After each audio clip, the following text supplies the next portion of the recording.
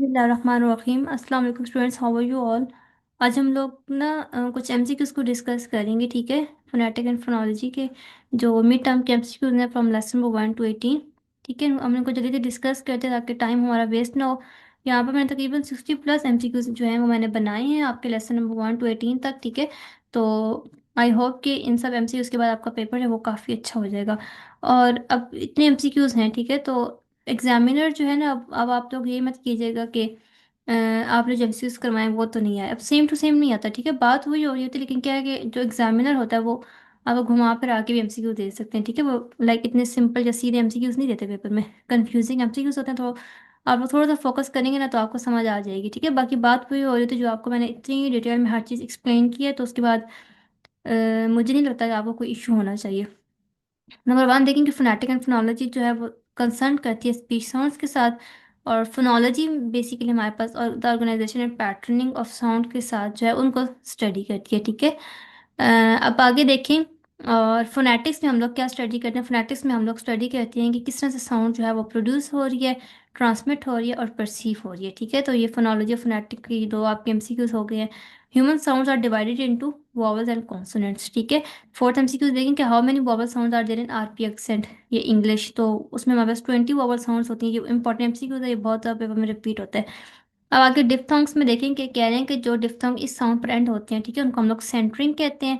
और जो डिफ्थोंग इन दो साउंड पर एंड होते हैं इनको हम लोग क्लोजिंग कहते हैं, ठीक है। तो यहाँ पर आपके दो एमसीक्यूज कवर हो गए। ये आप लोग आई थिंक लेसन नंबर 2 या 3 में हमने पढ़ा था कि डिफ्थोंग को दो कैटेगरीज में डिवाइड किया गया, ठीक है, सेंटरिंग और क्लोजिंग। जो साउंड इस साउंड पे डिफ्थोंग क्लोज हो रहे हैं, एंड हो रहे हैं, तो उनको हम लोग सेंटरिंग कहेंगे। और जो डिफ्थोंग इन दो साउंड पे एंड होते हैं उनको हम लोग क्लोजिंग कहते हैं।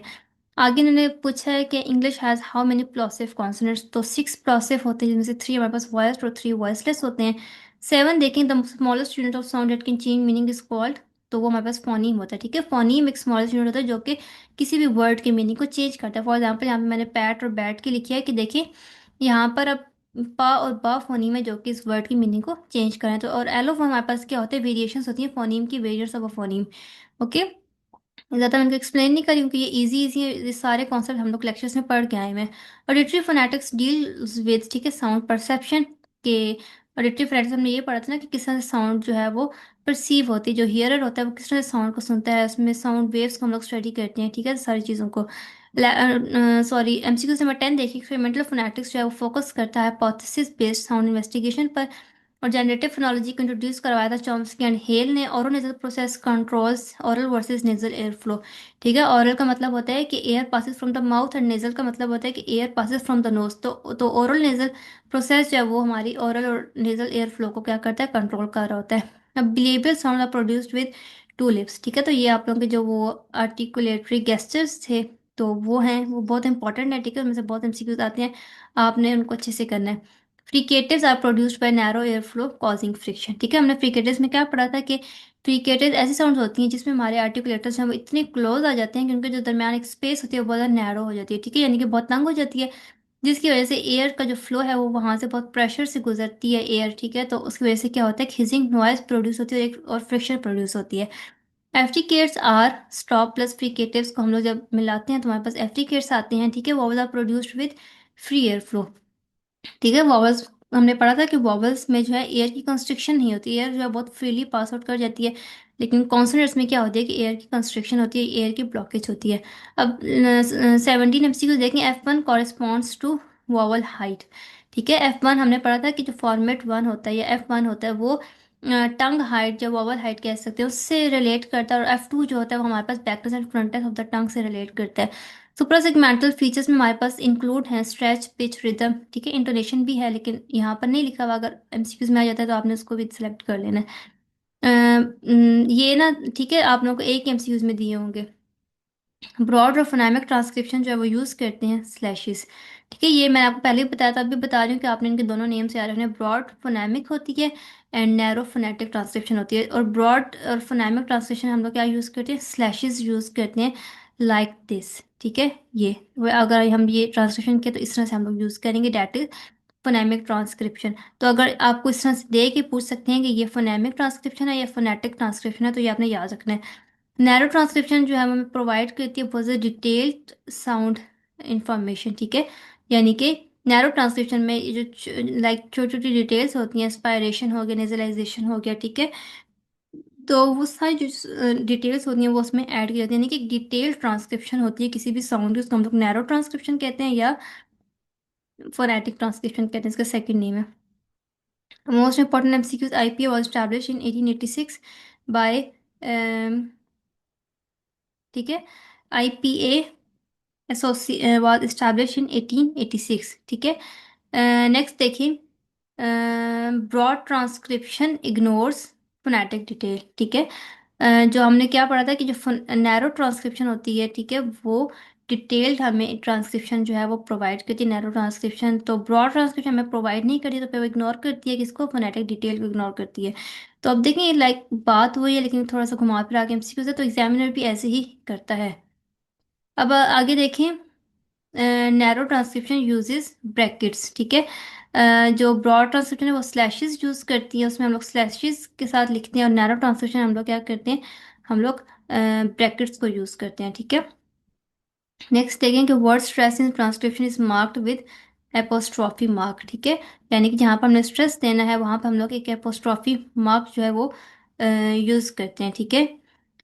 नेक्स्ट देखें कि rhythm relates to stress pattern, ठीक है, स्ट्रेस पैटर्न से जो है रिदम रिलेट करता है।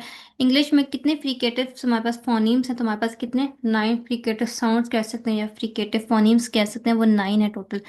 अब नेक्स्ट देखेंगे कि ये जो साउंड है इज अ फ्रिकेटिव, ठीक है, हमने पहले पढ़ा भी था ये साउंड एज ए शीप, जो शीप में श साउंड आ रही ना उसका सिंबल ये है, तो ये हमारे पास एक फ्रिकेटिव साउंड है, ठीक है। को आर्टिकुलेशन मीन्स क्या होता है कि साउंड इन्फ्लुएंसिंग ईच अदर, यानी कि साउंड एक दूसरे को क्या कर रही होती है, इन्फ्लुएंस कर रही होती है, एक दूसरे पर असरअंदाज हो रही होती हैं।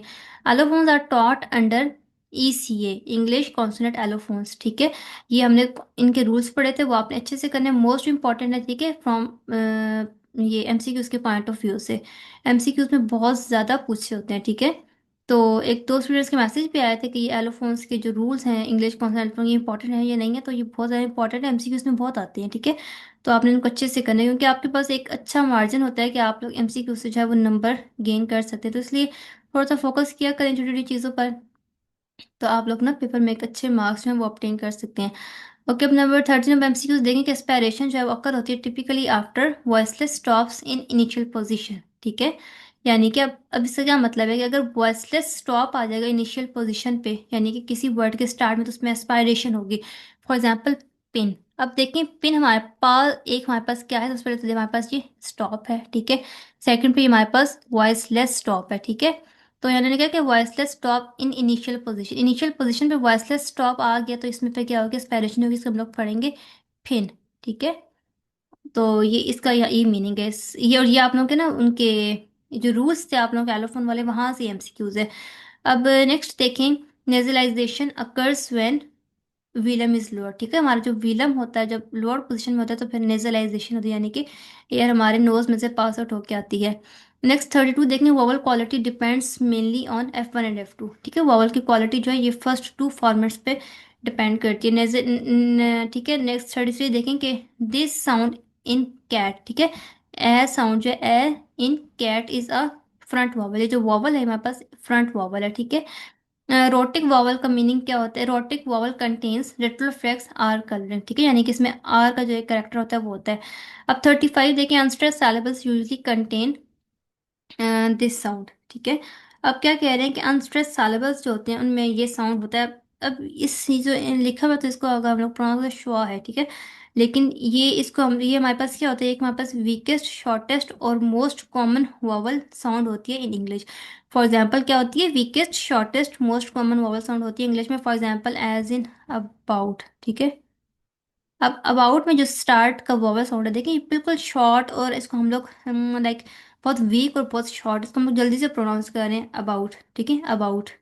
तो अब ये जो ए है यहाँ पे हम लोग उसको कहेंगे कि ये हमारे पास क्या है, ये हमारे पास श्वा है, ठीक है, इस श्वा, इसको लाइक प्रोनाउंस ऐसे ही करेंगे, अब मुझे इसकी सही प्रोनाउंसिएशन नहीं पता लेकिन इसमें लाइक ये साउंड हो रही है, ठीक है। तो इस साउंड का बेसिकली इसको हम लोग रिप्रेजेंट सिंबल से करें, इसको हम लोग बेसिकली हमारे पास वीकेस्ट शॉर्टेस्ट होती है वॉवल साउंड होती है। इसी तरह हमारे पास अगर आप लोग देखें प्रॉब्लम, देखें प्रॉब्लम, अब इसमें जो हमारे पास लाइक ई साउंड आ रहा है प्रॉब्लम, LE साउंड ये हमारे पास शो आया, ठीक है। यहाँ पे बोल रहा वीकेस्ट और शॉर्टेस्ट हुआ वाला है, ठीक है। तो इस यहाँ पर कहने का आंसर साइलेबल्स में जो है यूजली ये साउंड होती है। अब टेंस वॉवल्स देखें, are usually longer and stronger, ठीक है। टेंस हमारे पास क्या होते हैं, लॉन्गर और स्ट्रॉन्गर होते हैं। और फोर्टिस कॉन्सोनेंट्स हमारे पास क्या होते हैं, वो स्ट्रॉन्ग होते हैं। और जो लेनिस कॉन्सोनेंट्स होते हैं वो हमारे पास वीक होते हैं, ठीक है। तो ये दोनों आपने याद रखने हैं। English is the most important question, English is a stress time language, यानी कि इंग्लिश में जितनी भी स्ट्रेस सैलेबल्स होते हैं, ठीक है, उनको इक्वल इंटरवल ऑफ टाइम से प्रोनाउंस किया जा रहा होता है, ठीक है। यानी कि उनके दरमियान ये नहीं देखा जाता कि इनके दरमियान कितने अनस्ट्रेस सैलेबल्स आ रहे हैं, ठीक है। बेशक एक है, दो है, तीन है, जितनी भी हैं, ठीक है, उनको किसी भी वर्ड में जितने भी स्ट्रेस सैलेबल्स होते हैं उनको इक्वल इंटरवल ऑफ टाइम के साथ जो है वो प्रोनाउंस किया जा रहा होता है, इसलिए English is a stress time language. अच्छा, main prominence in a word is called major stress, या इसको हम लोग कह सकते हैं प्राइमरी स्ट्रेस भी कह सकते हैं, दोनों इसके नेम्स हैं, ठीक है। हमने पढ़ा था ना कि किसी भी वर्ड में जो सबसे प्रोमिनेंट स्ट्रेस होगा, ठीक है, उसको हम लोग प्राइमरी स्ट्रेस कहेंगे, यानी कि एक वर्ड में जिस सेलेबल पर सबसे ज़्यादा स्ट्रेस दिया जा रहा होगा वो प्राइमरी स्ट्रेस होगा, ठीक है। उसके बाद जो उस वर्ड में सेकंड स्ट्रेस सेलेबल होगा वो हमारे पास सेकेंडरी स्ट्रेस होता है, ठीक है। तो मेजर स्ट्रेस या प्राइमरी स्ट्रेस भी हम लोग कहते हैं कि main prominence in a word is called. Intonation refer करती है हमारे पास पिच मूवमेंट से, ठीक है, या वेरिएशन ऑफ पिच भी हम लोग कह सकते हैं। इंटोनेशन जो है उसका मीनिंग होता है वेरिएशन इन पिच या पिच मूवमेंट। अब falling tone is often used for statements, ठीक है। फॉलिंग टोन हम यूज करते हैं स्टेटमेंट्स के लिए, और राइजिंग टोन हम यूज करते हैं क्वेश्चंस के लिए, ये आपने याद रखना है, ठीक है। दो एमसीक्यूज आपके यहाँ पे भी कवर हो गए हैं। Most world languages use which air stream mechanism, तो इसमें हमारे पास क्या होता है, पल्मोनिक एयर स्ट्रीम मैकेनिज्म, जिसमें जो एयर है वो हमारे थ्रॉट में से जो है वो कॉम्प्रेस्ड होकर आ रही होती है, हमारे लर्निक्स में से कॉम्प्रेस्ड होकर आ रही होती है। 43 एमसीक्यू देखें, velaric air stream is use to produce clicks, ठीक है, ये आपका हैंड्स ऑफ में से ही है। फोनेटिक एंड फोनोलॉजी ये रिपीट हुआ है, ह्यूमन साउंड्स को डिवाइड किया गया, ये भी रिपीट हुआ है, ठीक है। ये भी रिपीट हुआ है, ये भी रिपीट हुए, सारे रिपीट हो रहे हैं, ओके। तो सब इसलिए मैं इनको इग्नोर कर रही हूँ, इससे हम लोग टाइम वेस्ट नहीं करेंगे, ओके। अब यहाँ पर देखेंगे फोनेटिशियंस ने जो है वो particular interested in analysing vowels acoustically, ठीक है। फोनेटिशियंस जो है वो इंटरेस्टेड होते हैं, ठीक है, वॉवल्स को एकॉस्टिकली एनालाइज करने में, ओके। ये इंपॉर्टेंट एमसीक्यूज इनको आपने अच्छे से करना है। Phoneticians analyse vowel acoustically because they have clear measurable format structure, ठीक है। उनके पास एक क्लियर फॉर्मेट स्ट्रक्चर होता है, इसलिए वो जो है वॉवल्स को एकॉस्टिकली एनालाइज करते हैं। In most voiced sounds dash formant are produced every time the vocal full vibrate, तो थ्री फॉर्मेट जिसमें हमारे पास F1 F2 एंड F3 आ जाते हैं, ठीक है। Voiced sounds typically show the first three formats clearly, ठीक है। इसमें हमारे पास थ्री हैं। इन सोर्स फिल्टर थ्योरी में जो सोर्स है वो रिप्रेजेंट करता है लर्निंग्स को, ठीक है। नेक्स्ट देखें, which of the following symbol represents the rhotic approximant, ये सिंबल्स हैं कुछ, इनको आपने याद रखना है। रोटेक अप्रोक्सीमेट के लिए हम लोग ये वाला सिंबल यूज करने लगे, आपने इसको याद रख लेना, ठीक है। देखिए ये आर है लेकिन उल्टा लिखा हुआ है, ठीक है। अब देखिए, source filter theory is a model of speech production का मॉडल है, ठीक है। इसमें ये सोर्स फिल्टर थ्योरी में बताता है कि बेसिकली स्पीच किस तरह से प्रोड्यूस होती है हमारे वोकल ट्रैक और वोकल फोर्स के थ्रू। नेक्स्ट देखेंगे, विच of the following is the correct symbol for the voiceless labial fricative, तो ये वाला है हमारे पास, ठीक है, वॉइसलेस लेबियल फ्रिकेटिव। आगे देखें, ये आपने ना सारे वो आईपीए चार्ट जो है आपका उसको आपने अच्छे से करना है, ये वहाँ से सारे सिंबल्स हैं, ठीक है। तो अब मैं ज़्यादा इनको डिटेल में नहीं जा रही बिकॉज फिर वीडियो लंबी हो जाएगी, क्योंकि सारे कॉन्सेप्ट्स मैंने आपके क्लियर किए हुए हैं। फोनेटिक और फोनोलॉजी में बेसिक यूनिट ऑफ कंट्रास्ट है वो क्या है, गेस्चर है, ठीक है। यानी कि गेस्चर जो होता है वो कंट्रास्ट करता है हर साउंड में, ठीक है, क्योंकि हर साउंड के लिए क्या होता है, अलग गेस्चर होता है। Which of the following symbol represent the voice labial bilabial trill, ठीक है, वॉइस्ड बिलेबियल ट्रिल, ठीक है। तो ये वाला है, ये सिंबल है, ठीक है। तो आप इनको ये देख लेना है। Which is the correct IPA symbol for the voiced labial trill, voiced labial trill के भी, ओके। ये दोनों एमसीक्यूज जो हैं वो आप लोगों के रिपीट हुए हैं, ठीक है, इसको हम लोग छोड़ देते हैं। विच of the following sound is represented by the symbol this, तो ये हमारे पास बिलेबियल स्टॉप है, ठीक है। बिलेबियल है क्योंकि हमारे लिप से प्रोड्यूस हो रहा है, स्टॉप साउंड है बिकॉज इसको प्रोड्यूस करते हैं हमारे वोकल ट्रैक में एयर की कंस्ट्रक्शन हो रही है। 62 देखें कि in most voice sounds that sound are produced every time the vocal fold vibrate, तो फॉर्मेट से रिपीट हुआ है, ठीक है। 63 देखें बच्चों, तो following symbol represent the voice alveolar trill, तो ये हमारे पास, ठीक है। इनके आपने सिंबल याद नहीं, ये बहुत इंपॉर्टेंट एमसीक्यूज हैं, पेपर में आते हैं, इनको इग्नोर नहीं करना आप लोगों ने। Every time the vocal folds open and close there is a pulse of acoustic energy, ठीक है। हैंड और में आप लोगों ने पढ़ा होगा, वहीं से ये सेम पॉइंट है।